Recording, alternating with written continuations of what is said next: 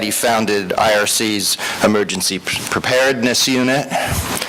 I could talk about Roy being appointed by President Clinton as the director of the Office of Foreign Disaster Assistance, where he served from 1998 to 2001, which, for those of you who are not from the U.S. and aren't sure what OFDA is, it's an entity with the USAID. I could talk about Roy founding and being president and CEO of the Center for Humanitarian Cooperation, which is focused on humanitarian coordination, issue that's been running throughout our sessions. I could talk about him teaching at Columbia, which is my alma mater, so that may be the best thing of all.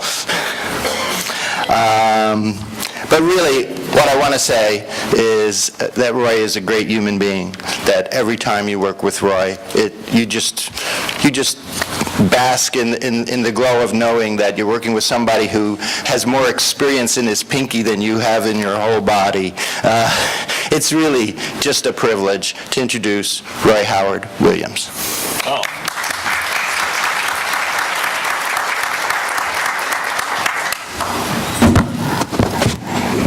At this point, I may as well sit down and bask in reflected glory or something like that. But one of the privileges of being a speaker is that you can say anything you like and determine the flow of conversation and understanding precisely as you would like to see it engaged. Now, looking at my slide up there, Keynote Thoughts on the Growing Crisis and Disaster Response, after a day or so at this conference, I realized that I probably phrased it very poorly. That really what I would like to talk about are the implications on the growing crisis and the methodology and approaches that we all must accommodate to in order to, and I use the word deliberately, survive the impact of what are going to be considerably enormously more complicated and demanding situations. So, bearing that in mind, why don't we just drop that slide? To begin, and again taking the liberty of being on the podium, I would like to make some personal observations as to, in addition to what Mark had said, in relation to my own career. And the reason I'm doing that is not a matter of advertisements for myself, but in a curious, serendipitous way, the path to which I followed to get to where I am today really reflects, in some sense, the development of the whole humanitarian response system and the way organizations came into being, and their sense of why they were doing what they were doing and how they were going to do it, and what their follow-on constituencies were, what their relationships to the people they were attempting to serve were, and so forth. So indulge me for a moment while I do a little recap, which is quite independent of my prepared remarks. Believe it or not, I got started in this career over a poker game. Yep.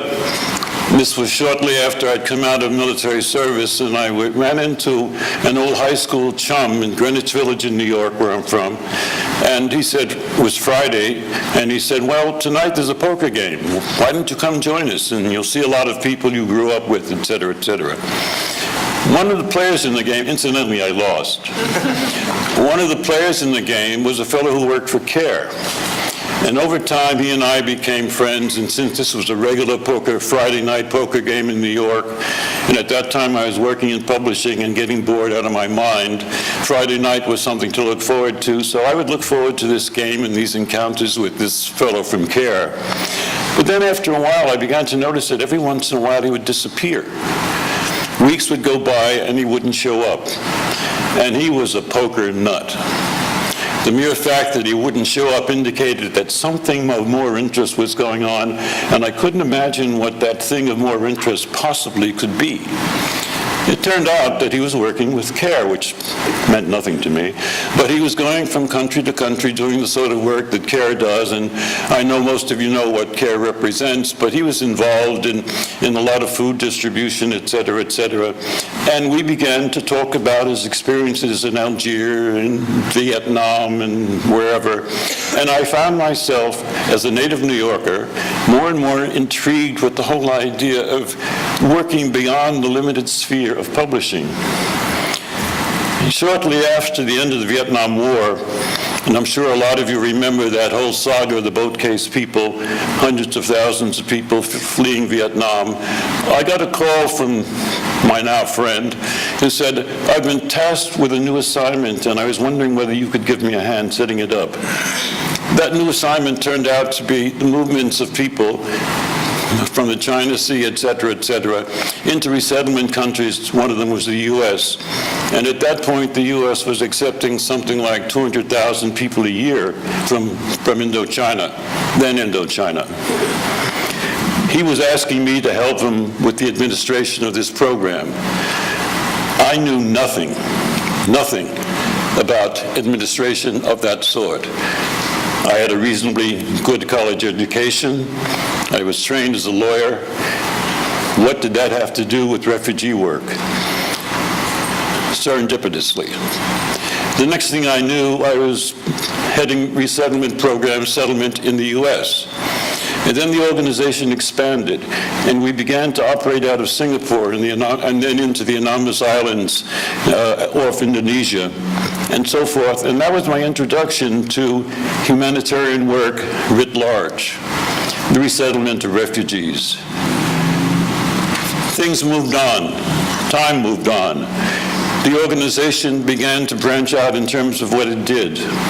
The next thing I knew, I was working in the Sudan, not in resettlement of refugees, but in dealing with famine and drought situations resulting from, well, you all know all of the crisis, environmental and otherwise, that brought about the situation in Africa. And that was not a matter of a decision.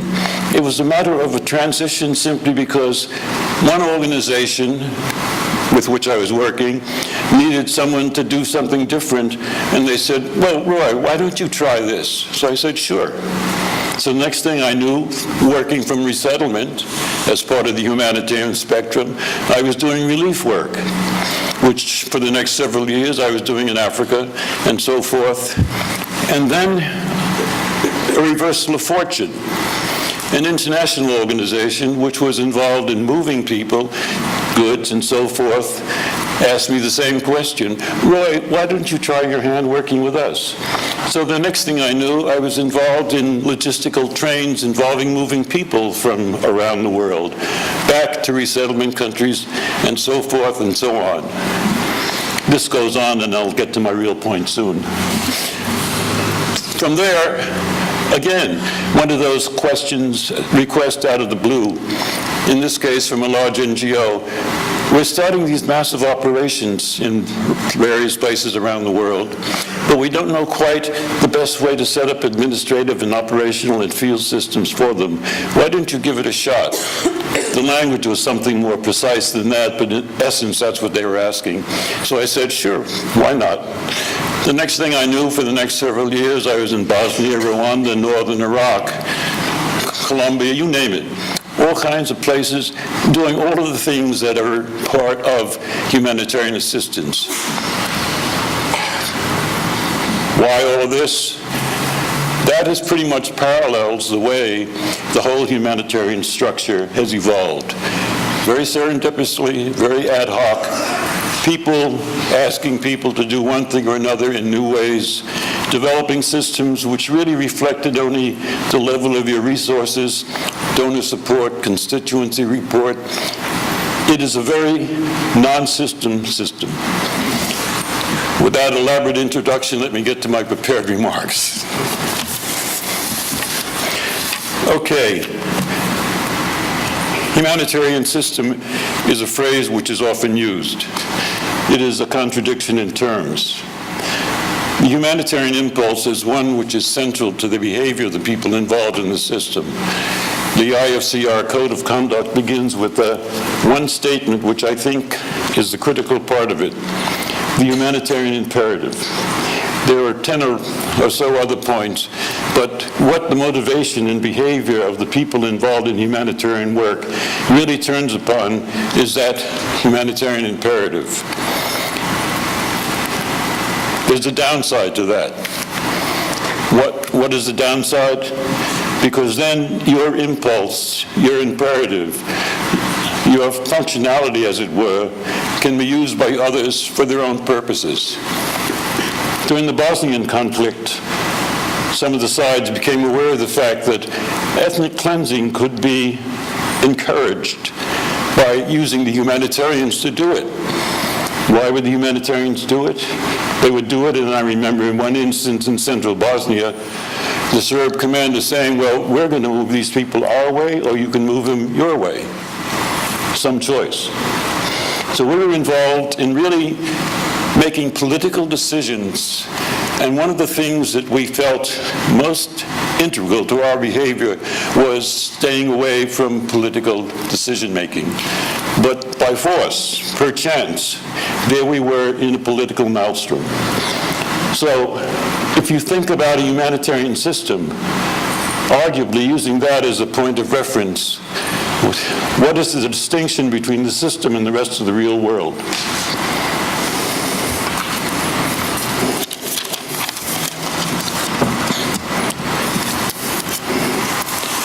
There are other elements which determine the way humanitarian organizations work. And again, and I confess this, there's something almost Alice in Wonderland about it. We pride ourselves on independence. We pride ourselves on neutrality. We pride ourselves on behaving in ways which are supportive of impartiality. I use the phrase Alice in Wonderland, not in a demeaning or condescending way, but to a considerable extent, the degree to which we're allowed to be what we want to be is very much a function of what society is going to allow us to be. Having said that, it does not change the determination of the people involved to act in precisely those ways, but to accommodate to the reality of what acting in those ways implies in the face of what you have to do is part of the explanation for the rapid turnover within our community.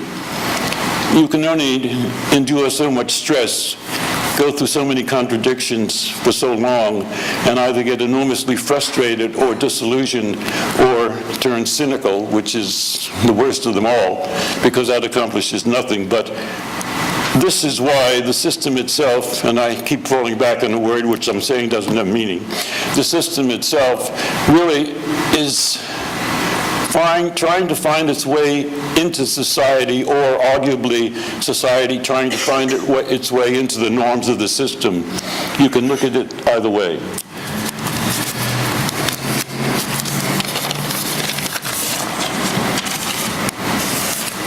Neutrality.